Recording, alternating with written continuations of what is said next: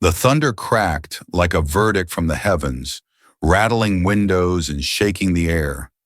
But it was more than weather. It was prophecy. Those who had plotted in secrecy mistook this storm for chaos, but in reality, it was justice clothed in lightning. They didn't know that every text they erased, every whispered lie they rehearsed, every false document they filed had already been answered by the universe before they even began. What seemed like coincidence was in fact orchestration. The post you made, the one they dismissed as casual, was never casual at all. It was timed by something far greater than you. It was the strike of divine synchronicity, the kind of timing that exposes deception and transforms simple words into weapons of truth. From the beginning, your path was not an accident. The thunder that echoed outside their lawyer's office was the same thunder Scripture speaks of when it says, "The Lord thunders at the head of his army. His forces are beyond number." Joel 2:11.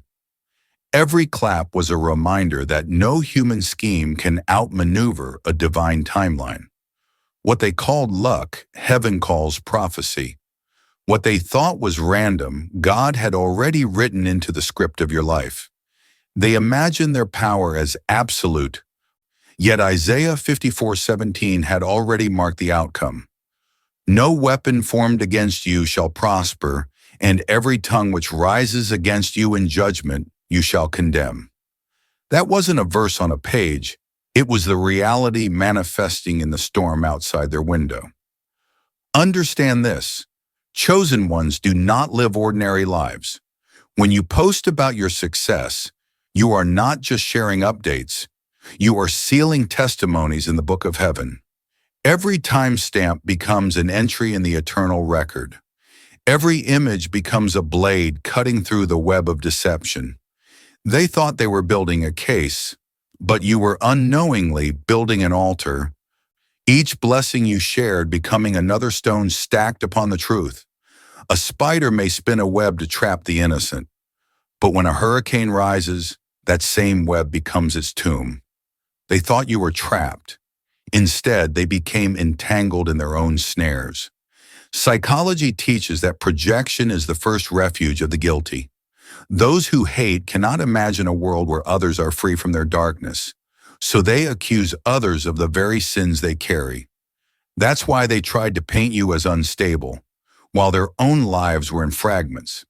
They documented falsehoods, but their very need to fabricate was evidence against them. Light exposes lies not by force, but by simply shining. As Augustine once said, "The truth is like a lion. You don't have to defend it. Let it loose, it will defend itself." That's what your so-called casual post did. It released truth into the storm, and the storm did the rest. This is the paradox of divine justice. The harder they fought to destroy you, the deeper they wrote their own destruction. While they gathered in secret, the universe stood in plain sight, recording, aligning, preparing. They mistook silence for weakness, but silence was simply the gathering of thunder. Now the storm has turned, and the lightning they summoned is striking where they least expected. While you were quietly rebuilding your life, they were weaving a net of lies, convinced that darkness could outwit destiny.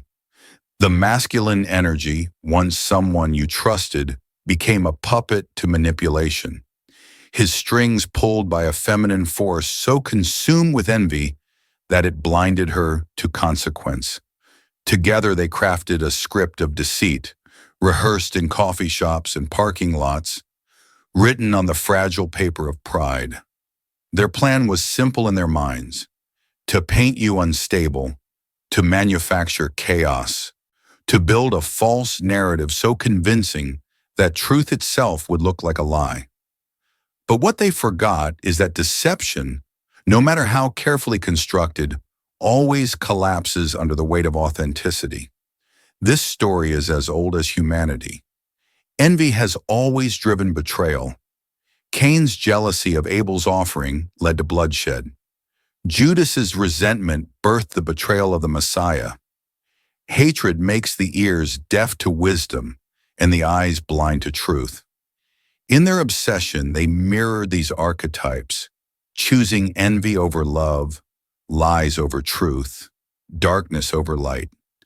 They believed they were writing history, but in reality, they were playing roles in an ancient pattern where the betrayer always falls into the pit they dig. It is the law of sowing and reaping. Whatever a man sows, that he will also reap. Galatians 6:7. Their seeds of deceit were already sprouting judgment before they even finished planting them. Psychologically, lies thrive only in hidden spaces. In secrecy, they grow like mold in darkness. But once exposed to light, they wither instantly. That's why their meetings were always in shadowed corners, their conversations cloaked in whispers, their evidence rehearsed behind closed doors. They knew instinctively that their story could not survive scrutiny. Authenticity, on the other hand, has nothing to fear from exposure. It flourishes in light. That is why your openness, your posts, your words, your life lived without manipulation became their greatest enemy. You weren't even fighting. You were simply existing truthfully, and that was enough to unravel their design. The feminine energy thought she was orchestrating a masterpiece, but what she summoned was something far darker than even she could contain. Like sorcerers in ancient times who trafficked in power they did not understand, she invited into her life forces that demanded more than she could give. History is filled with stories of rulers, priests, and kings who turned to dark counsel, only to find themselves enslaved by the very spirits they tried to command. She was no different. Her envy birthed an alliance with shadows, and shadows never give without demanding payment. She was not leading an attack. She was being consumed by one. The masculine energy, though weaker and more malleable, was no less guilty. He allowed himself to be used, to let his voice become the echo chamber of lies. Yet even as he parroted the script she fed him, dissonance gnawed at his soul. The man in the story he rehearsed did not resemble the person he once knew. Cognitive dissonance is a relentless judge. It doesn't allow a soul to rest when it's trapped in contradiction. His conscience began to fracture under the weight of falsehoods. And once a crack appears, the flood of truth is inevitable. Their web was intricate, yes, but webs are fragile things. They hold small insects, not storms. And you, chosen one, are the storm they never prepared for. Their net, so carefully constructed, was always destined to collapse under the sheer force of divine wind. What they mistook for control was actually entanglement. They were not weaving your downfall. They were spinning their own prison. While their conspiracy deepened, you weren't plotting or rehearsing, you were simply living. Each sunrise became a canvas, each moment a note in the song of your authenticity. You shared photos from road trips, reflections from spiritual retreats, updates about your business, posts of gratitude and joy. To the casual observer, these were ordinary glimpses into a life unfolding. But heaven knew better. Every timestamp was a seal, every caption a testimony, every check-in a breadcrumb of truth placed along the path. Unknowingly, you were building an unshakable record, a divine archive that no lawyer's script or witness's performance could erase. There is a sacred irony at work here. They thought they were documenting a lie to bury you. Yet in reality, you were documenting the truth to resurrect yourself. While they rehearsed in secret, you spoke openly in light. And because of that, the very technology they believed they could weaponize against you became the sword of your liberation. Metadata, those hidden digital fingerprints, became more credible than their words. Consistency, the rhythm of your life lived out loud, became more powerful than their fabricated timelines. The universe, it seems, has a sense of humor. The very tool of deception became the archive of your defense. St. Augustine once wrote, "The truth is like a lion. You don't have to defend it. Let it loose, it will defend itself." That is precisely what happened. Truth does not need armies, only patience. It waits quietly, gathering strength until lies unravel by their own contradictions. Your documentation was not a defense strategy, it was an act of authenticity. And yet, that authenticity roared louder than their most carefully crafted lies.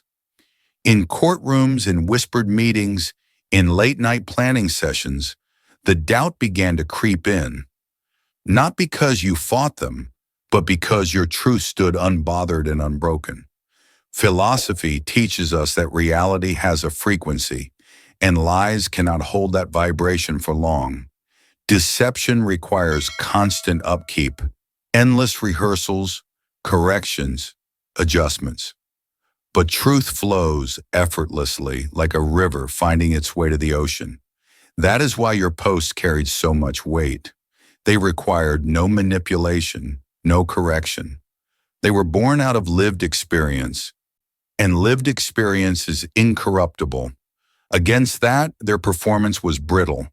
Against that, their timeline collapsed like sand under the tide. Consider also the biblical principle of testimony. By the mouth of two or three witnesses, every word shall be established. 2 Corinthians 13:1. In your case, those witnesses were not people. They were moments, images, timestamps, the digital echoes of reality itself. Every photo was a witness. Every update was another voice testifying. Together they formed a chorus of truth too loud for their lies to drown out. The case they thought they were building became a mirror reflecting their own deception, while your life became the evidence of a higher court, the court of divine order. And so, without knowing it, you were never defenseless. Every word of gratitude you wrote, every joy you celebrated, every ordinary post you shared was already part of a sacred strategy. Not one moment was wasted. Each one became a brick in a fortress of truth. They thought they were winning, but in truth, the record was already written, the outcome already sealed. By the time August arrived, the air itself seemed charged.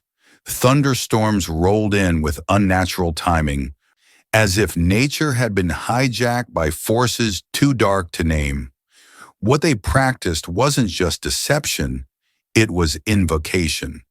The feminine energy, driven by envy that had hardened into obsession, turned to chaos magic, commissioning rituals meant to bind your destiny, siphon your blessings, and twist your path. To her, this was power.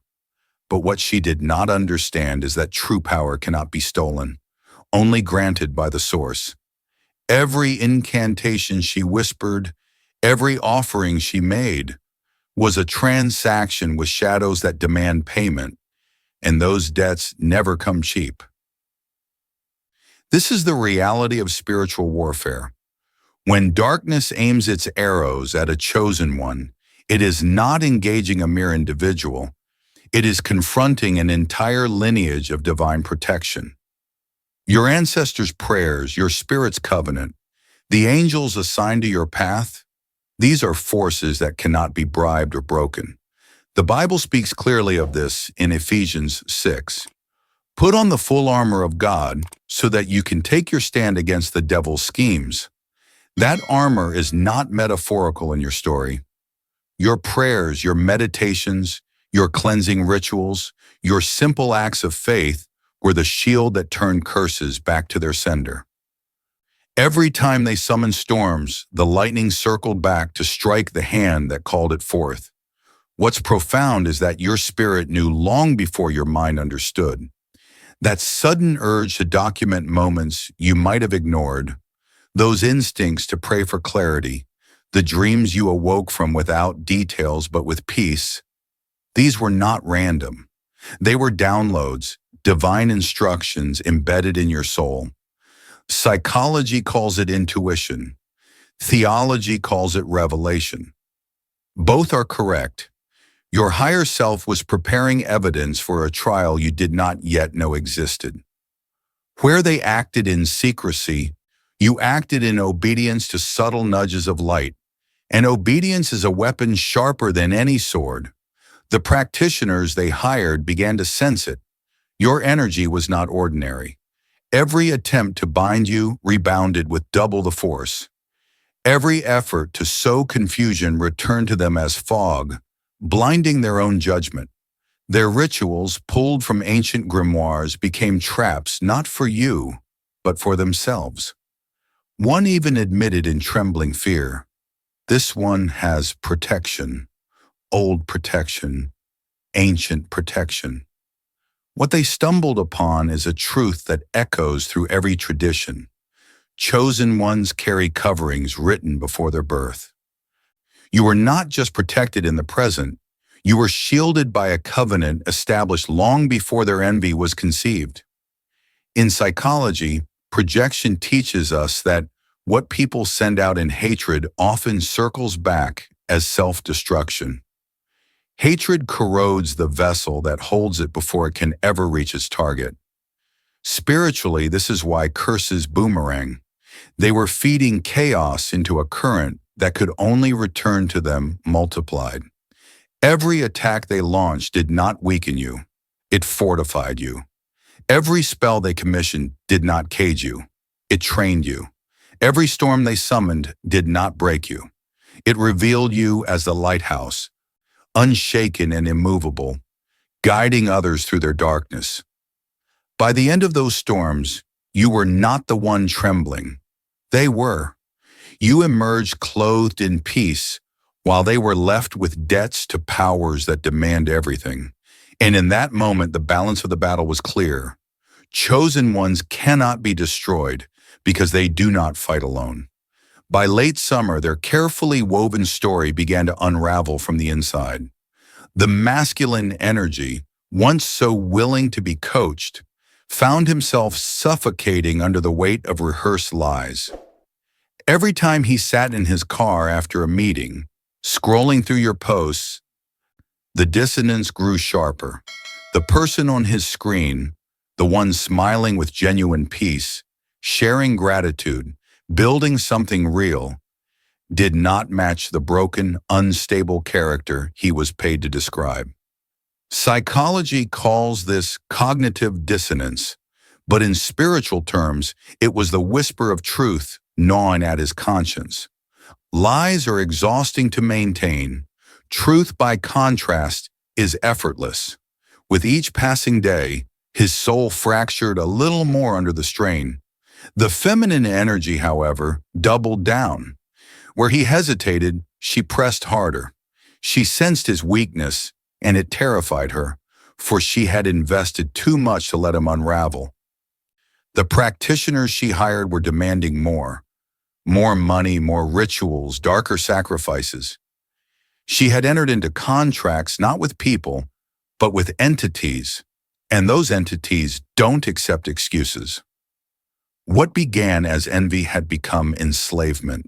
Hatred had turned her into a prisoner of the very forces she believed she commanded. Like the witches of Salem who once thought they controlled fire, she discovered too late that fire consumes indiscriminately. History is filled with similar cautionary tales. Consider Brutus, who conspired against Caesar, only to meet the same blade he raised. Or Macbeth, who trusted in prophecies twisted by dark counsel, only to find himself undone by his own ambition. Darkness always turns on those who wield it. Every scheme, no matter how carefully crafted, carries within it the seed of its own destruction. This is the law echoed in every tradition, every culture. Karma, judgment, sowing and reaping. What is sent out returns, and often with interest. By September, cracks widened into fractures. The masculine energy was drinking more, sleeping less, haunted by nightmares of trials and confessions. His conscience became a storm he couldn't silence. He knew that backing out would mean admitting perjury, but moving forward meant losing his soul. He was trapped between legal judgment and karmic retribution, and still he could not escape the pull of your authenticity. Your posts about peace cut him more deeply than threats ever could, because they reminded him of the truth he had abandoned. Meanwhile, the feminine energy spiraled deeper. Rage consumed her each time she saw you thriving. Her phone would shatter against walls. Her voice would crack from screaming into the void. Yet her fury wasn't at you. It was at the impotence of her own efforts. Darkness had promised her victory, but delivered chains. The more she fought, the tighter the noose became. The practitioners warned her, but hatred deafened her ears. She had called storms she could no longer control, and storms once summoned answered to no master. And so, while you lived untouched, their alliance began to rot. Suspicion poisoned their conversations. Blame seeped into their meetings. The masculine energy longed for escape. The feminine one demanded loyalty. But loyalty built on fear is brittle, and guilt erodes even the strongest facade. What had once seemed like a fortress of lies was now nothing more than a crumbling tower, leaning under the weight of divine justice. By the time autumn deepened into winter, the storm had fully turned. What began as whispers in back rooms and fabricated testimonies was now unraveling under the relentless weight of truth. The lies that once felt rehearsed and polished began collapsing under cross-examination. Every discrepancy, every contradiction illuminated by the undeniable evidence of your authentic life. Your posts, so casual to you, had become exhibits in a cosmic court. Each timestamp was a hammer striking against their falsehoods. Each photograph was a testimony that their carefully scripted narrative was nothing but vapor. What they intended for your downfall became the very platform of their exposure. The masculine energy could bear it no longer. Haunted by nightmares, crushed under guilt, and suffocated by the pressure of maintaining a false identity, he began to break. His conscience, though battered, was not entirely gone. Late nights turned into confessions, typed with trembling hands, desperate for release. What he once rehearsed in secret, he now revealed to authorities, to lawyers, to anyone who would listen. It was all lies. Every word was scripted. Every emotion was coached. I was paid to destroy someone who had done me no harm. His admission, though too late to erase the damage attempted, became a key that unlocked the final collapse of the conspiracy. The very witness they depended on had become their undoing. The feminine energy, however, sank deeper into isolation. She had made promises to forces that demand payment, and now both the spiritual and the legal world were closing in. Darkness never protects its servants. It devours them. The very entities she courted for power had become her prison wardens. Phones off, curtains drawn, whispers in the dark. Her life shrank into a shadow of its former self. Rage turned into paranoia, paranoia into despair. What she had tried to summon against you had become the weather of her own soul. This was no longer warfare. It was consequence. For you, the chosen one, this season was not about revenge, but revelation. Divine justice does not merely punish, it restores. The blessings that had been delayed returned multiplied. The peace that had been disrupted came back deeper. The opportunities that were siphoned away circled back with interest. You did not have to lift a sword because heaven itself had fought for you. Psalm 46:10 whispered into your reality, "Be still and know that I am God." And as you stood still, storms dissolved into clear skies. Lies collapsed into confessions. Curses snapped back into blessings. The synchronicities became undeniable. The very dates they circled for court aligned with the days of your greatest breakthroughs. The amount of money they tried to siphon appeared in your account multiplied. Relationships they tried to sever returned stronger, refined by testing. It was as though the universe was putting its signature on the verdict. What is meant for you cannot be stolen, only delayed, and delays come with interest. You had not only survived, you had ascended. The storm became your stage, the thunder your applause, the lightning your illumination. And so the lesson is clear. Chosen ones do not need to fight with fists or fury. They need only to live authentically, for authenticity itself is the greatest weapon. Darkness cannot withstand consistency. Lies cannot survive truth's endurance. Those who conspire against destiny find themselves destroyed by their own schemes. Meanwhile, you stand, unmoved, radiant, crowned not by vengeance but by victory.